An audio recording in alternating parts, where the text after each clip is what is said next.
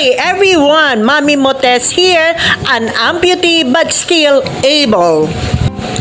Gumala po muna ako, only to find out that some of our establishments along A. Mabini and 10th Avenue here in Caloocan, I think they forgot the BP 344 or what we call accessibility law and sidewalk.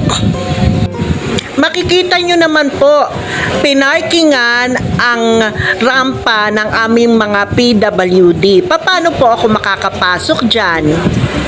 They are not fully aware of the BP 344 kung saan binibigyan na accessibility ang ating mga PWD.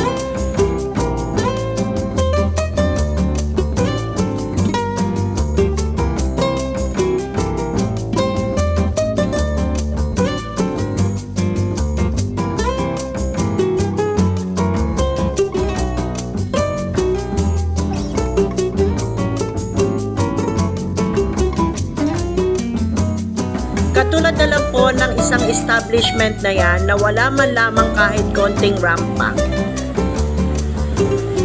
At ito pang isang kainan po rito, makikita nyo naman na sobrang tipot ng kanilang pang PWD rampa. Hindi na nga po halos magkasya ang isa kong wheelchair. Ayan po, sa sobrang kipot. At makikita nyo po doon sa gutter side na napakalalim po. Kaya kung medical wheelchair po ang gamit ninyo, madali pong mababaluktot yung inyong wheelchair.